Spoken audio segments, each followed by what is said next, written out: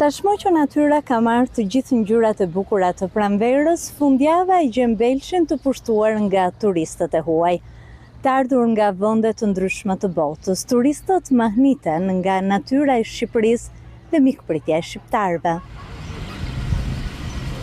I'm from London. Jetoj në Londër, por me origjinë nga Ghana. Është hera e dytë që e vizitoj Shqipërinë. Kam qenë këtu më parë, kam vizituar Krujën, por është hera ime e parë në Belsh. Më pëlqen natyra e qetësia këtu. Përfundimisht, shqiptarët janë shumë të ngrohtë e mikpritës.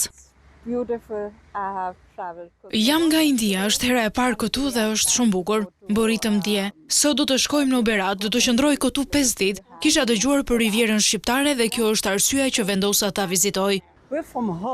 Vim nga Hollanda, jemi me pushime këtu. E nisëm nga Shkodra e tani jemi në Belsh, do të shkojmë në Berat. Më pëlqen Shqipëria, ju jeni një vend i bekuar gjithandej. Na pëlqen shqiptarët dhe Shqipëria. Është shumë e bukur, është qetësi, është hera e parë në Shqipëri. Kemi vizituar gjitha Europën, por Shqipëria është lirë dhe mirë. Ka nga ata që Shqipërinë e kishin menduar ndryshe, e të tjerë që gjykojnë se shqiptarët meritojnë një të ardhme më të mirë. Unë jam nga Franca, është hera ime e parë në Shqipëri. Njerëzit janë shumë të këndshëm këtu. Është një mënyrë shumë e mirë për të zbuluar vendin tuaj. Është shumë ndryshe nga sa e kisha imagjinuar në të kaluarën. I kisha menduar njerëzit më të ftohtë. Në fakt, janë shumë miqësor. Është e lehtë udhëtosh.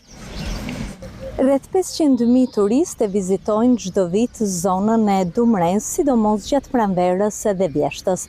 E konsideruar një Toskanë e vogël në mes të Shqipërisë, zona e Belçit tashmë frekuentohet për freskinë e 82 liçeneve, kodrat e zbukuruara me ullishte e padyshim gatimet tradicionale.